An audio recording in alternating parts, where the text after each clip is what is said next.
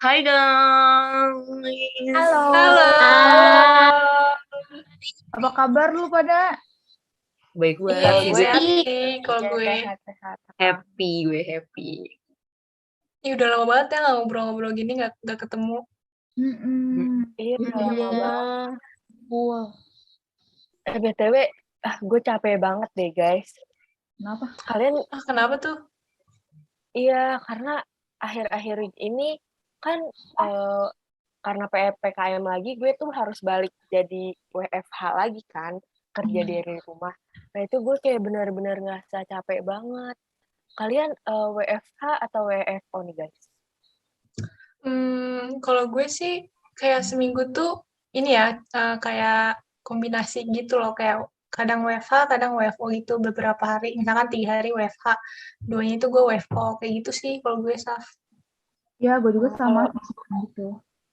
Gue minggu-minggu ini sih lagi WFH aja. kalau lu Tami gimana? Kalau gue sih sekarang lagi WFH terus sih, gitu. Kalau lu gimana, Saf? Iya, gue ya itu tadi gue lagi WFH nih karena kan PPKM lagi tuh ya. Jadi kayak WFH lagi gue. Jadi kayak ngerasa capek banget mana kerja dari jam 9 sampai jam 4 kan ya. Terus udah gitu di rumah aja dan di rumah aja itu juga gue kan nggak cuma kerja doang ya, kayak gue juga ngelakuin pekerjaan yang lain kayak gitu. Emang di tempat kerja lu nggak nerapin ergonomi gitu, Saf? Nggak terlalu diterapin gitu, Ren, karena dari WFO aja gue udah ngerasain kayak yang kerja terus capek banget gitu, apalagi pas WFH gini, gue kira mah pas WFH kayak gini kan kayak lebih fleksibel gitu ya, tahu-taunya tuh kayak sama aja sama kayak waktu gue WFO kayak gitu.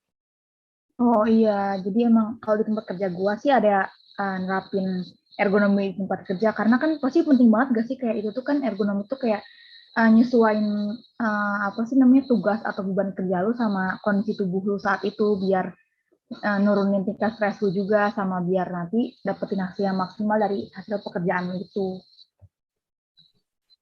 Kalau di kalian pada nerapin nggak sih? Kalau di tempat kerja gue diterapin sih ya.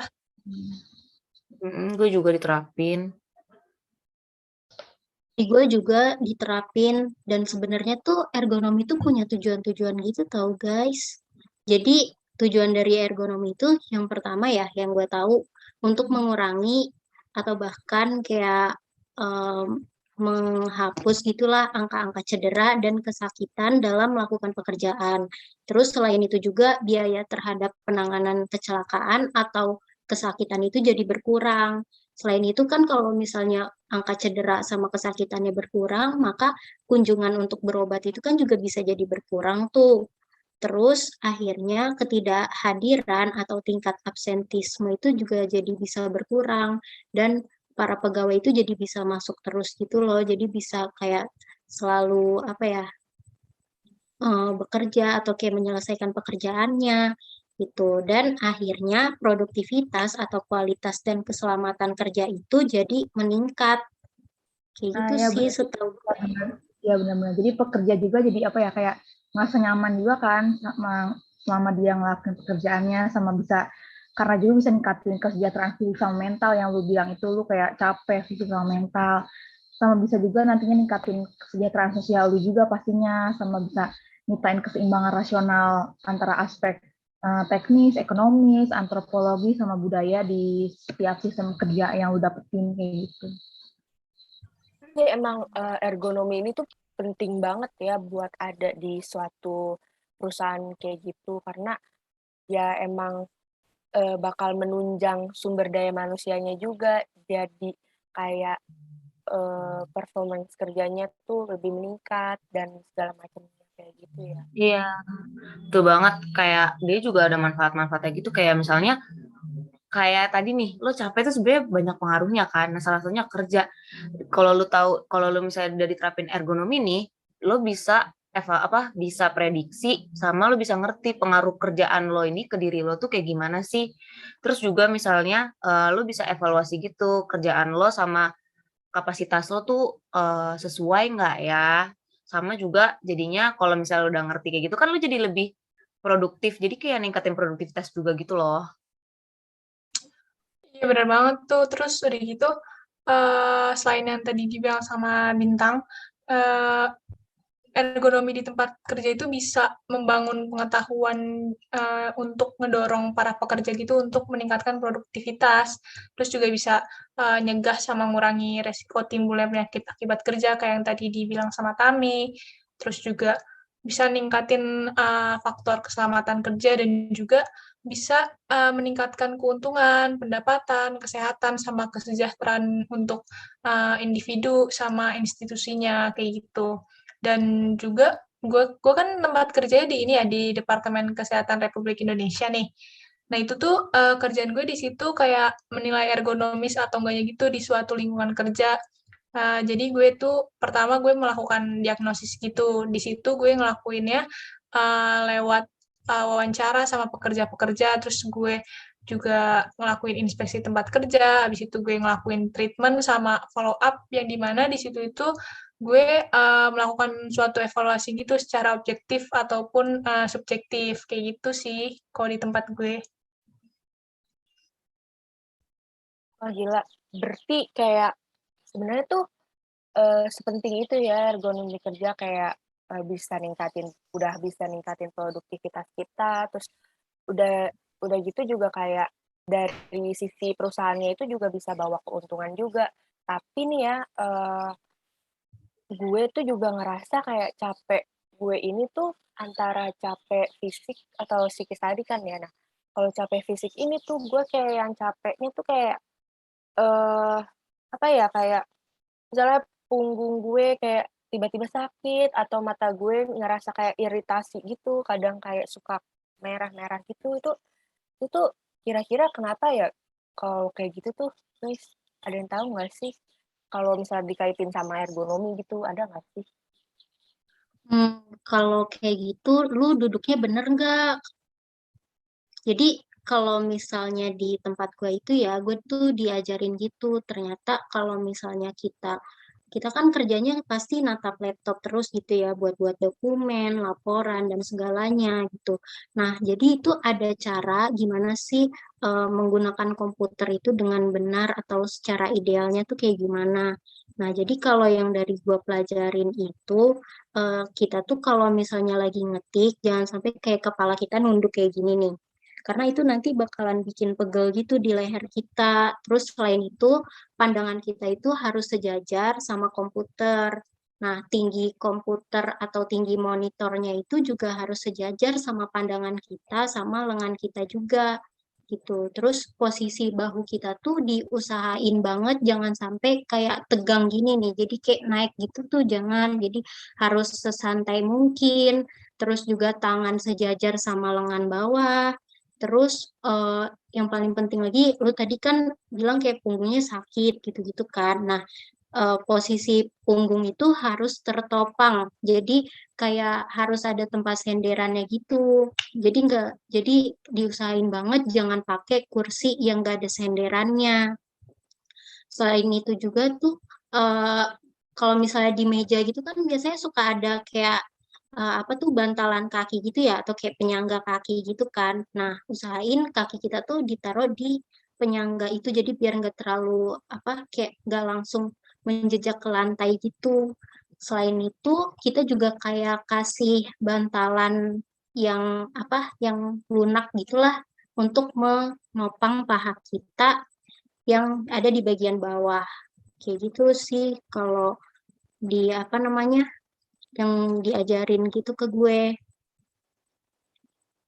Tapi kayak, apa, emang, kita harus tahu juga posisi yang benernya itu kayak gimana, terus udah gitu kayak kayaknya tuh yang semacam furniture-nya atau gadget-nya itu juga harus mendukung juga ya biar kayak kita nggak ngerasa capek fisik itu tadi, ya nggak sih? Iya, benar banget tuh. Terus selain itu juga, eh, kita kan kalau misalnya ngetik kan posisinya pasti gitu-gitu aja kan, kayak jarang berubah lah atau cenderung statis kayak gitu. Nah, sebenarnya kalau kayak gitu tuh nggak boleh dan kita tuh harus sekali-kali juga ngeregangin otot-otot kita gitu. Kayak misalnya stretching-stretching dikit lah atau misalnya kita bisa olahraga ringan setiap berapa jam sekali kayak gitu.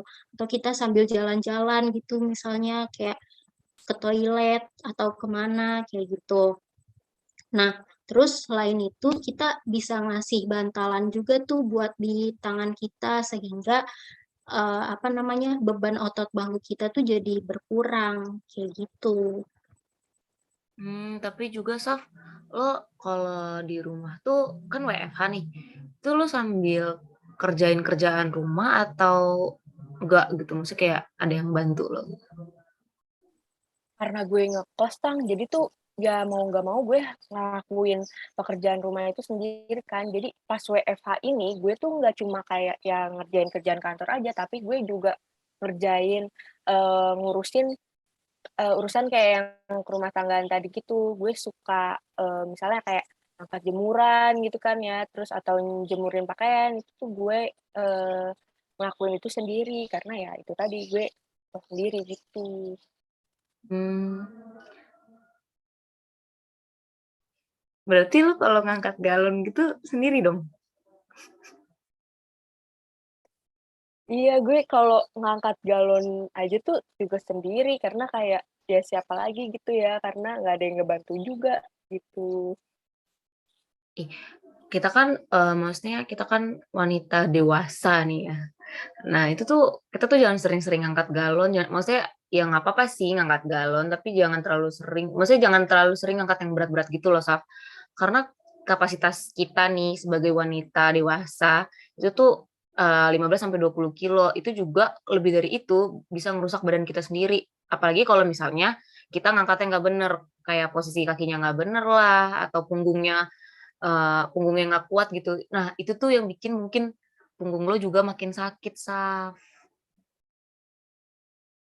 Oh, mungkin iya sih, mungkin karena faktor itu juga kali ya, terlalu berat ngangkat ngangkat beban dan mungkin kayak ke depannya gue bisa ngatasinnya dengan cara ya beli inilah ya dari gaji gue kayak beli semacam dispenser gitu mungkin ya biar ngurangin itu tadi kayak ngangkat-ngangkat beban kayak gitu ya. Iya benar. Atau ini tahu Saf, ada kan sekarang nggak mesti dispenser, lu tau gak yang bisa di langsung Dipasang pencet gitu itu ya? loh di atasnya Oh iya iya. ditutup. Oh Kayaknya tahu. itu kayak sekarang udah banyak sih yang alat-alat gitu. Jadi Iya, lu di nggak rumah gue mesti pakai kayak gitu capek-capek sih. ngangkat galon. Mm-mm. Mhm.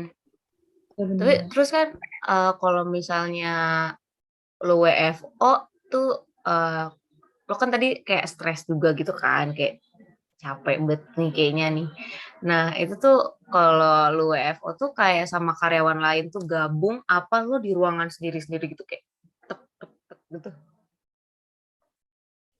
Kalau WFO tuh gue ya gabung sama karyawan lain gitu, Tang. Di kayak, ruangan gede gitu.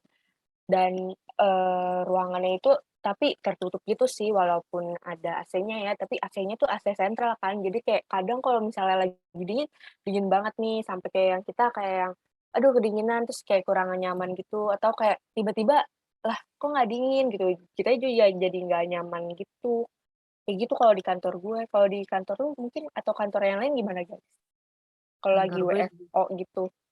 Kantor gue juga gitu sih, soalnya nih ya, setahu gue, itu tuh kayak gue tuh pernah kan kayak dari yang itu kayak yang kantor AIS tuh datang ke tempat gue gitu buat ngecekin ergonomi gue, ergonomi kantor gue gitu. Nah, itu tuh ternyata salah satunya tuh kayak misalnya kalau di kantor lo di ruangan tertutup itu tuh bikin lo cepet capek. Nah, makanya kalau dia naruh lo di satu ruangan bareng-bareng karyawan lain tapi kesekat-sekat juga walaupun tetap tertutup tapi kayak tetap bareng.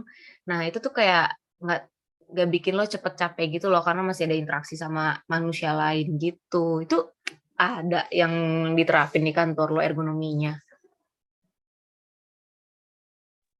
Enggak sih, maksudnya kayak ya walaupun gue gabung sama karyawan lain juga itu kan karena kayak mungkin pada fokus satu sama lain sama pekerjaannya masing-masing kan jadi kayak yang kurang interaksi gitu ya, apalagi kalau misalnya kantor gue yang tadi itu, yang kayak bersekat-sekat gitu, mungkin bukan capek fisik aja yang gue rasain mungkin ya, jadi kayak capek psikis juga karena nggak ada interaksi sama orang lain dan nggak ada hiburan. Kayak kita jadi kayak cuman terpaku sama pekerjaan kita doang kan jadi kayak yang bikin kita mudah bosan, terus burn out juga kan. Ya benar. Nah, lu ini kan Saf, lu udah tahu posisi kerja yang baik gimana, terus kayak postur dan lain-lain itu yang baik kayak gimana. Nah, karena di tempat kerja lu itu eh, sebagian besar nggak nerapin ergonomi kerja, pasti itu bakal bahaya banget. Ditambah lu nyambi pekerjaan rumah lu yang lu kerja sendiri kan, kayak lu ngangkat galon sendiri, nyapu sendiri, semuanya sendiri. Itu bisa banyak banget apa ya faktor resiko kalau lu ngabain, bahkan nggak nerapin ergonomi kerja lu. Jadi kayak misalnya gerakan repetitif gitu kayak atau itu sama aja kayak gerakan berulang yang itu kan pakai banyak otot buat digerakin kan yang terlibat. Jadinya itu bisa nimbulin ketegangan otot sama syaraf-syaraf lu. Terus juga kayak sikap tubuh lu itu benar-benar kayak nentuin banget sama tekanan yang diterima sama otot-otot lu pas lu lagi ngelakuin suatu aktivitas. Terus juga kayak yang tadi lu bilang yang apa sih namanya? Yang lu ngerjain pekerjaan rumah itu tekanan yang diakibatin interaksi antara bagian tubuh sama benda yang lu pegang itu tuh pasti bakal bisa ngehambat kerja syaraf sama aliran darah lu kalau lu gak benar ngelakuin aktivitas kayak gitu. Terus sama durasi ini penting banget. Kayaknya itu jumlah waktu yang lu gunain dalam melakukan suatu pekerjaan. Jadi kayak semakin lama lu ngelakuin suatu pekerjaan, maka pasti semakin besar resiko yang lu terima dan juga pastinya semakin besar waktu yang lu butuhin buat proses pemulihan lu kalau lu sakit gitu. Rada bahaya juga ya berarti kalau misalnya ergonominya itu kayak di tempat di tempat kerja kita itu kayak kurang diterapin ya, kayak tadi yang Tami bilang, dari tujuannya aja itu sebenarnya bisa bikin produktivitas karyawan sendiri itu bisa meningkat kan karena kalau di tempat kerja kita itu diterapin ergonomi, terus udah gitu, ergonomi itu kan juga bukan cuman kayak yang nerapin suatu sistem atau fasilitas di tempat kerja, udah gitu bikin, karyawannya seneng dan jadinya mereka happy-happy aja gitu kan ya, bukan kayak gitu doang, tapi kayak yang tadi dibilang sama Bintang sama Ais, kayak metode-metodenya juga banyak gitu. Dan yang tadi juga lu bilang, Ren, kayak kalau misalnya dari kitanya sendiri nggak aware, mungkin tuh kayak dari yang tadi kalau gue nggak aware, kalau gue ternyata capek gitu, mungkin kayak ke depannya malah jadi bawa resiko buat diri kita sendiri nggak sih? Dan jadinya nanti mungkin ngaruh ke kualitas kerja kita, terus bisa-bisa nanti bukannya kita, bertahan di perusahaan itu, malah mungkin nanti jadinya dipecat nggak sih? Karena kayak, dari kecapean yang kita rasain tadi itu, terus kita kayak pendem dan kayak kita nggak tahu cara ngatasinnya dan juga ergonomis di perusahaan kita itu nggak berguna atau nggak diterapin banget, nanti malah kayak emang jadinya nyerang diri kita sendiri nggak sih? Jadi kayak emang pertama-tama mungkin kayak kita harus aware sama diri kita sendiri, terus lalu kalau misalnya di perusahaan kita ngerasa kayak, kok gue lihat-lihat nih kantor nggak kayak kantor lain, mungkin kayak kita bisa ngajuin kali ya ergonomis yang bagus itu ke HRD-nya gitu. Atau mungkin lu juga bisa mulai dari diri lu sendiri benar ya kayak lu inisiatif aja diri lu nerapin ergonomi kerja gitu biar lu juga enjoy tahu gitu kayak gitu sih paling. Betul banget. Thank you guys for watching. Jangan lupa Like, Comment. and subscribe. Dan jangan lupa nyalain lonceng notifikasinya biar kalian semua nggak ketinggalan info-info dari kita berlima. Dan sebentar lagi kalau kita udah 10 juta subscriber, kita bakalan giveaway buku saku. Jangan 10 juta subscriber deh, kebanyakan. Cukup 200 like aja dari kalian, kita langsung giveaway buku saku ketiga. Oke? Oke. dadah.